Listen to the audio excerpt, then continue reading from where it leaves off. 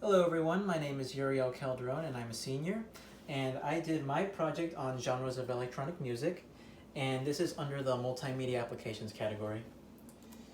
Alright, so what's a proper definition for this admired genre? Well, it is a form of music made by oscillating electric currents that is either controlled by a keyboard, instrument panel, or just pre-recorded. So what you'll be expecting to hear is that since electronic music has rose as a favorable genre, I decided to go and listen to some subgenres that I thought were very interesting to hear. So there will be examples like French house, big beat, IDM, or electro. All right. So as these transitions go by, which one would you like to go through first? Let's go with Big Beat. Okay. All right. So big beat is a genre that emerged in the early 90s, consisting of moderate tempos, acidic synthesizer lines, or beat-driven mixes. And this is a piece of equipment right here, the Roland TB303, which was iconic for its synthesizer lines during the era. So next on our first example, we have the Chemical Brothers, which are composed of members Tom Rowlands and Ed Simons. They were an English electronic big beat group, and they were originally named the Dust Brothers, but due to some conflict with the Dust Brothers in America, they decided to just change their name to the Chemical Brothers. Right. Next we have the Propeller Heads, which were also another English electronic big beat group that formed in 1995. And the members are Alex Gifford and Will White, and they only remained to make only one album until they soon disbanded in 2003. But fun fact, the term propeller head is actually Californian slang for a computer nerd. Right, and I have some audio right here by the Propeller Heads that I'll go and play for you guys. I thought you all might begin your tour here.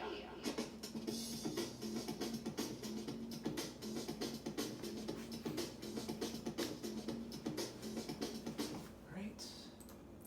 Alright, so which one do you want to go through next? How about IDM? Alright. Okay, so IDM, or mostly known as intelligent dance music, is not really made for dancing, but is actually more suited for home listening. So it's more focused on experimentation along with beats and sampling. But this contraption right here, which is the Casio FZ1, it was actually a device used to make samples and synths for a famous IDM musician named Aphex Twin, which coming up is our next example, which he's also known as Richard D. James. And he's considered as one of the first notable IDM musicians in the early 90s. Now, ever since he started his musical career, he's made up to 9 different aliases, so he's gotten like music for every different alias he has, so you know he's very committed. Now, ever since his third album featured his cheeky yet creepy grin right here, it has brought a legacy towards his musical career, and not only that, but it's made its way to pop culture too. And I actually have some footage of Aphex Twin right here that was during 1993, if this thing can load. Hold on, sorry about that. And there it is. Usually does that. Des images que vous ne voyez jamais. Une musique que vous n'entendez jamais. Pour vous, ce n'est pas de la musique, c'est du bruit. Alors, zappez. Yeah, so that was him during 1993, so he's got a lot of technology during that time. Now, this is another group named Boards of Canada. They were a Scottish electronic group that formed in 1986. Now, compared to Aphex Twin, they're more focused on a psychedelic direction since they insert samples of children into their music as a way to emit nostalgia. Alright, I got some audio right here by Aphex Twin.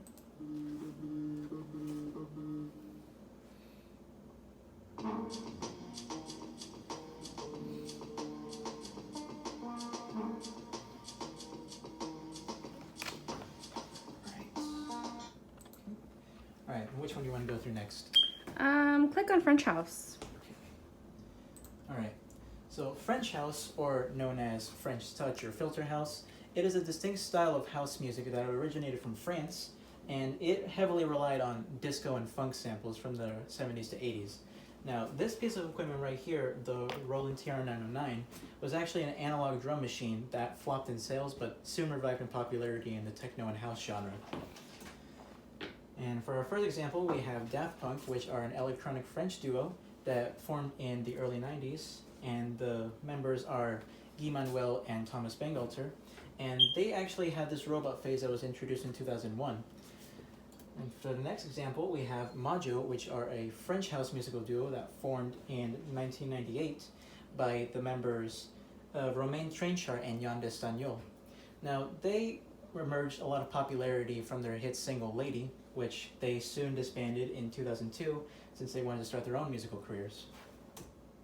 Alright, I have another audio file right here from Daft Punk.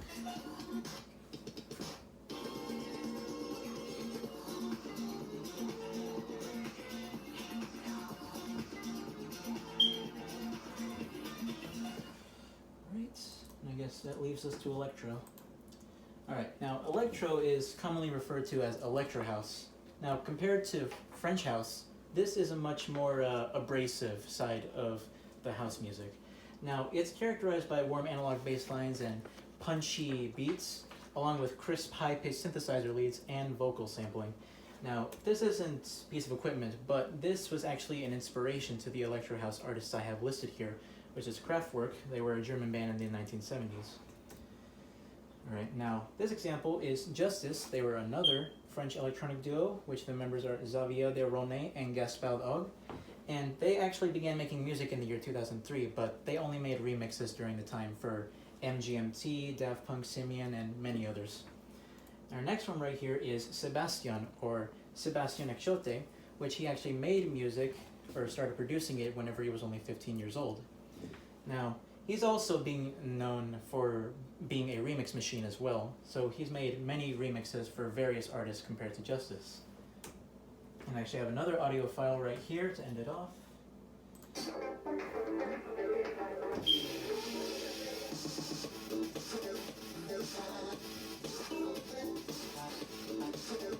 Alright. I guess that does it, so I'll go to the end. There's my links that I used for the audio, along with the research. And that's the YouTube links that I used.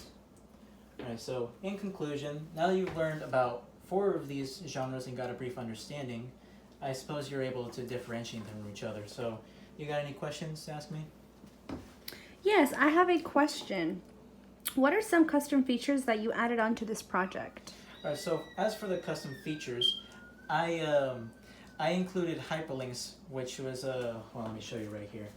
So for the genre selection right here, there are actually text boxes that I use rather than just using the lines of text, because whenever I click on the lines of text, it actually goes underlined and it doesn't match with the colors. So that's why I decided to go for something more advanced and use text boxes rather than that. Okay, great. What program did you use to create this? Why was it more sustainable for this project? Alright, so I use a PowerPoint for this because I believe there's actually an abundance of features that is on here, so I figured it'd be a perfect format for this. And like the transitions, the animations, and hyperlinks, they're very interactive, I guess you could say. Okay, and how long would you say it took you to create all this project, to put it all together? Alright, well it actually took me a total of 2 months. A lot. Oh, wow. What was the easiest part when creating the project? What did you think was considered challenging? Alright, so what I considered easiest was the research, to be honest. But what I did consider very challenging was including the live footage right over here.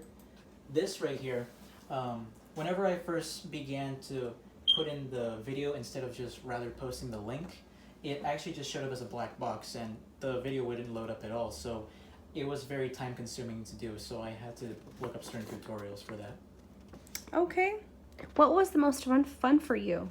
I believe the most fun for me was the transitions and the hyperlinks, along with the animations.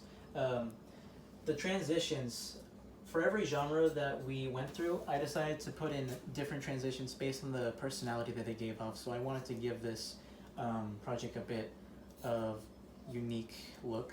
Okay. And what would you say that you learned? I believe I have learned on I've learned how to put in YouTube videos, because rather than posting the link, I can actually just put it on the presentation rather than just always going to YouTube.